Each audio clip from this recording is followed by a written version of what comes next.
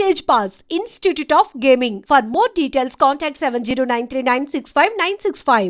అంటే నా డౌట్ ఇది ఎందుకంటే జన్మ శిక్ష అనుభవిస్తారా లేదా అని చిన్న చిన్న పిల్లలు చనిపోతుంటారు. చిన్న చిన్న పిల్లలు యాక్సిడెంట్లో వాళ్ళు ఏం పాపం చేశారని పోయిన జన్మదా ఇది లేకపోతే అదే అంట. అందుకని జన్మ నెక్స్ట్ ఇయర్ ఏదో పడుతుంది అదని నేను అంటే అలా అనకపోతే సవ్యంగా ఉండవు. దేవుడు అంటే ఇప్పుడు మనలాంటి వాళ్ళు పోయారంటే ఓకే అర్థం ఉంది, మనం ఏం పాపాలు చేస్తాం. చిన్న చిన్న పిల్లలు చనిపోవడంలో అర్థం ఏంటి? చిన్న పిల్లలు చనిపోయాడంటే ఎవరు చనిపోయిన తల్లిదండ్రులు మంచివాళ్ళు అవుతారు.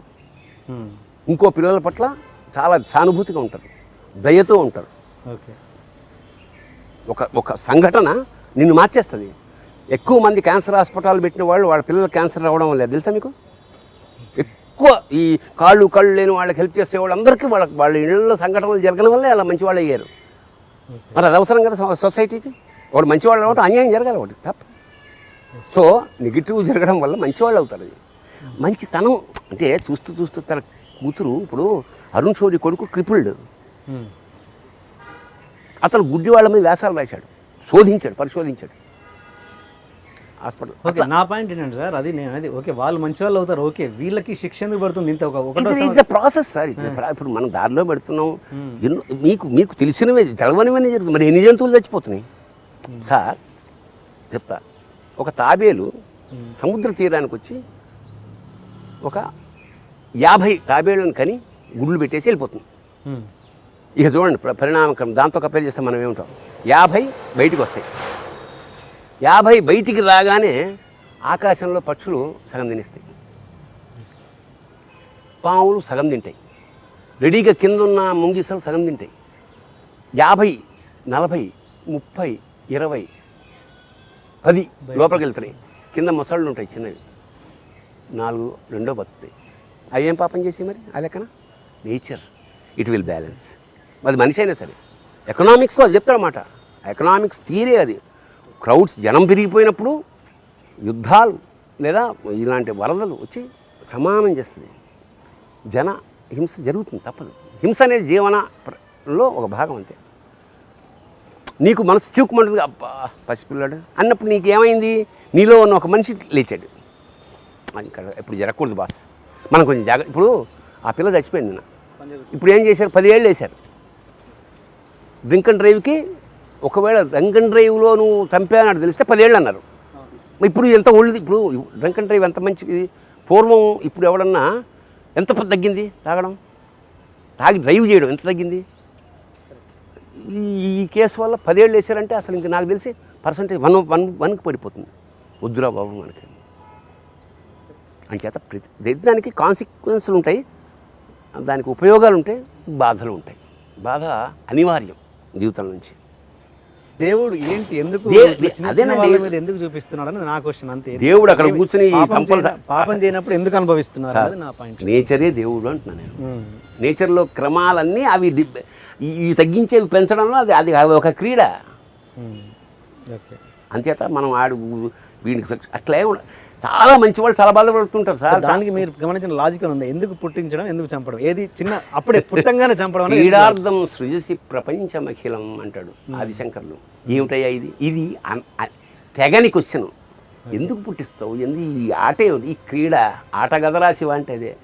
ఎందుకు పుట్టిస్తావు, ఎందుకు చంపుతావు, ఎందుకు ఆడుకుంటావు? అన్నీ ఉండాలి. నాటకం అన్నాడు కదా షేక్స్పియర్. నాటకంలో పాత్ర టాప్ మన గాడ్ ఫాదర్ సినిమాలో అంత ఫాదరు పిల్లాడితో ఆడుకుంటూ పడిపోతారు అంతే. అట్లాంటి అండి ఏ సినిమాలో ఉండదు. వాడు ఎవడో ఓడ్చావు, అది పాపకు చాలా పిల్లాడితో ఆడుకుంటూ పడిపోతారు. సో మృత్యువు ఏ క్షణమైనా వచ్చేయచ్చు. ఆ మృత్యు భీతి చివరిన పెట్టావు కాబట్టి వీడికి కాస్త జాగ్రత్తగా ఉండాలమ్మా, ఇంత సంపాదించి ఏం చేస్తాను అని పక్క ప్రాణి పట్ల జాగ్రత్తగా దయగా కరుణతో ఉండమని చెప్పడం. మీకు అసలు చాలామంది కొంతమంది అంటుంటారు, కొంతమంది చాలామంది ఉన్నారు అసలు తనకళ్ళ బర్నాయకి గారికి అహం లేదని. అసలు అహం లేకపోవడం అనేది నిజంగా సాధ్యమేనా? అది అహం అంటే నేనని అర్థం. యాక్చువల్ అహంకారం అంటే నేను అస్సలు లేకుండా ఎందుకు ఉంటుంది. కానీ మనకన్నా పెద్దవాడు అన్నప్పుడు కొంచెం ఒళ్ళు దగ్గర పెట్టుకుంటాం అంతే. అంటే నాకు ఒక సిచ్యువేషన్, మనకన్నా గొప్పవాడు శ్రీశ్రీ ఓ మాట అన్నాడండి, నువ్వేది రాసినా అది నీకన్నా ముందు ఎవరో రాసేసారు, ఆ రాసింది ఏదో మనకన్నా బాగా రాశారు. నేను చాలా గొప్పగా రాశాను అనుకున్నా, కాళిదాసు శాకుంతలం చదువుతాను, ఏం రాశాను నేను, అద్భుతంగా రాశాడు కదా.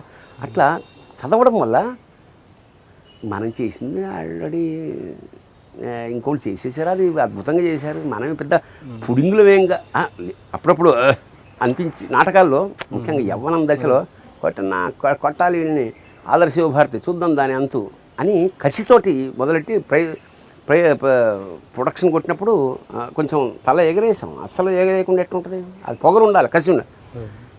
ఒక దశ కంటిన్యూస్గా మాకే నెలంతా అవార్డ్స్ వస్తాయి అనుకో ఎట్లుంటుంది. నేను తల్లావజ్జల సుందరం నా గురువు ఇద్దరం కలిసి కలకత్తాకి వెళ్ళాం.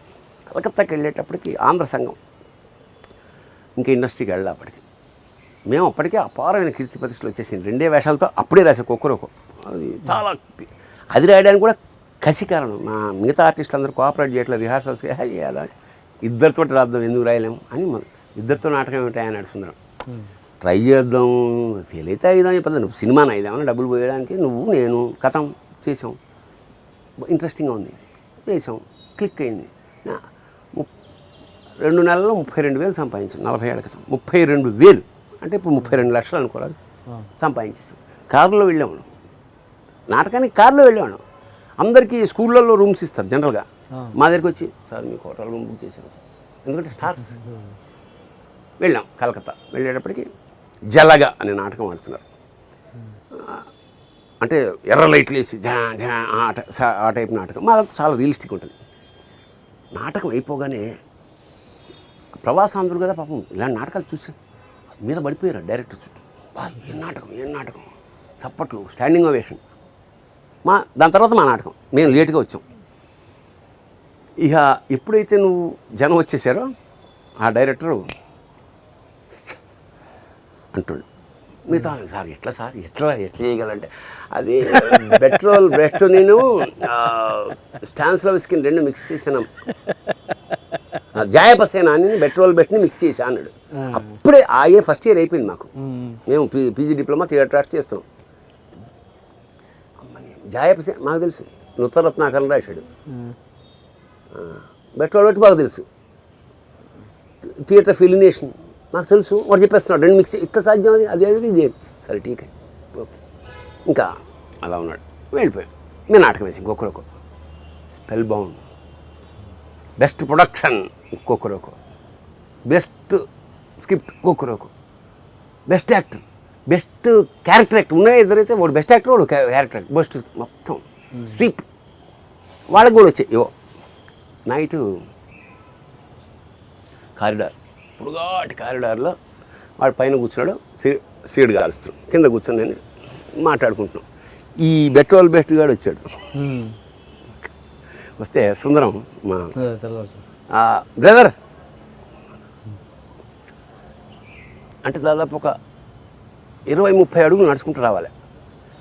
అవమాన భారం మా ముందు. అక్కడ లేచిన వాడు పడిపోయాడు. ఇప్పుడు వాడు వస్తున్నప్పుడు నేను ఊహించుకున్న విషయం అంటే ముక్కలుగా తెగిపోతూ ఇక్కడికి వచ్చాడు. బాగా నేను ఎందుకు సుందరం మళ్ళీ అంటే ఎరా పెద్ద బెట్టను ఏం బీకేం అని అడగాలని అంటాడని నేను అనుకున్నా. బాగా దగ్గరికి వచ్చాక సిగరెట్ ఉందా బాస్ అంటే లేదు సార్ నేను కాల్సాను, చాలా లైట్, మళ్ళీ వెళ్ళిపోయాడు. ఇవన్నీ చూశాక సార్ ఎప్పుడైనా జ్ఞానం అంటే ఏమిటంటే నువ్వేమిటో తెలుసుకోవడమే. మనం అంత లేదు మనకు ఆ సీను అని చెప్తున్నాగా, అదే అహం లేకపోవడం. అహంకారం అప్పుడప్పుడు అనిపిస్తుంది కానీ ఇంకా ఈ దశలో అక్కర్లేదు కూడా, ఏముంది పెద్ద. అండ్ సినిమా టాపిక్ వస్తే మీరు భక్త కన్నప్ప, సునీల్ గారి భక్త కన్నప్ప ఎందుకు అది అసలు నేను డైరెక్షన్ చేద్దాం అనుకున్న తర్వాత, మిథునం అయిపోయిన తర్వాత ఇంకేదన్నా చేయాలని ఒక డాక్టర్ కేశవరెడ్డి గారి నవల కొని ఊరి చివరి గుడిసా దాన్ని ఎలకాని పెట్టి కథ రాసుకుని సునీల్ దగ్గరికి వెళ్ళా. ఇది రెగ్యులర్గా సార్ ఏదన్నా చరిత్రలో మిగిలిపోయే అంటే మన ఏమిటంటారు మాయాబజార్ లాగా చరిత్రలో మిగిలిపోయి ఒక అటు చేయండి అంటే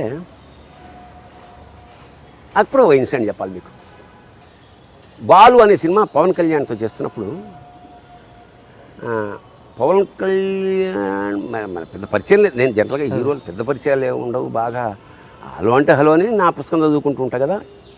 పవన్ కళ్యాణ్తో రామోజీ ఫిల్మ్ సిటీలో సంఘటన జరిగింది. ఏంటంటే అప్పుడే నాలుగు శివుడు గల సీడీ అవుతాయి. ఊరికే నా ఉత్సాహం కొద్ది ఏమిటంటే వాళ్ళ అసిస్టెంట్ పిలిచి ఇది సార్ ఉన్నారా క్యారవాన్లో అంటే ఉన్నాడు సార్, ఒక్క నిమిషం నేను వస్తానని చెప్పవా, I want to give him CD అని. రమ్మన్నాడు. రచయితగా గౌరవిస్తారుగా తీసుకెళ్ళి ఇచ్చాను. ఏంటంటే ఇట్లా అంటే ఓకే సార్ థ్యాంక్ యూ నేను వింటాను అన్నాడు. నెక్స్ట్ డే మళ్ళీ లొకేషన్కి వెళ్ళా. అసిస్టెంట్ వచ్చాడు, సార్ మిమ్మల్ని సార్ పిలుస్తున్నాడు. వెళ్ళా. వెళ్తే లేచి నిలబడి ఇలా అన్నాడు, హగ్ చేసుకుని. పని నేను పెద్ద భక్తుడిని ఏం కాదు, కానీ మీ నైటు వెళ్ళగానే పెట్టుకున్నాను, మనసంతా ఒక విధమైన ఏదో ఒక డెవోషన్ లాగా ఏదో భావం చెప్పలేను. ఇవాళ సినిమా అసలు షూటింగ్ రాకూడదు అనిపించింది నాకు. ఒక విధమైన ఇంకో దానిలోకి వెళ్ళిపోయాను, ట్రాన్స్లోకి. నేను మళ్ళీ రియలైజ్ అయ్యి నేను రాకపోతే క్యారవాన్ జనం అనవసరంగా ఎందుకని వచ్చాను. నాకు చాలా నచ్చింది. నేను ఎప్పుడైనా ఒక శివభక్తుడి క్యారెక్టర్ వేషం వేయాలన్న కోరిక ఉంది. అలాగే సార్ కట్ అది అయిపోయింది. తర్వాత కొన్నాళ్ళ తర్వాత ఈ కన్నప్ప అనేది స్ట్రైక్ అయ్యి ఇప్పుడు అనగానే నాకు అది కథ ఉంది అని కన్నప్ప చెప్పాను. బాగుంది అన్నాడు. ఆల్మోస్ట్ ఇంకా మొదలెడదాం అనుకునే దశలో అతను నాకు ఇప్పుడు నేను సక్సెస్లో లేను, ఒక 2 సినిమాలు అయితే నాకు ఇలాంటి సినిమా చేయడానికి ఎవరన్నా ప్రొడ్యూసర్ పెద్దవాడు వస్తే కొంచెం పెద్దగా చేద్దాం అని చేత నాకు అర్జెంట్ ఏం లేదు సార్. ఎందుకంటే నాకు I'm not a director, regular director. నాకేదైనా కొత్తది చెప్దాం, కొత్త లెవెల్లో చెప్దాం దాన్నే ఉందన్న. ఆగాక అతను ఇంకా అదర్వైజ్ బిజీ అయిపోయాడు. మన విష్ణు కబుర్ చేశాడు. అట్లా ప్రాజెక్ట్ అక్కడ ఇదే కదా అటు అంతే. అతను నేను మోహన్ బాబు గారు పిలిచి సరిపోతుంటే సరిపోకపోవడమే ఉంది సార్, ఇది కదా దే లేక్డ్ ఇట్. ఐ థింక్ అది ఇంకా నెక్స్ట్ ఇంకా ప్రాసెస్లో ఉంది. చాలా పెద్ద వ్యవహారం కదా, అంతే తప్ప సునీల్ నాకు అట్లేం లేవు, చెప్పే కదా. అంతే నా సహనం, నా చేతగాంతనం ఏమన్నా ఉంటే చెప్పేస్తాను తప్ప దాచేసుకోవట్లేదు.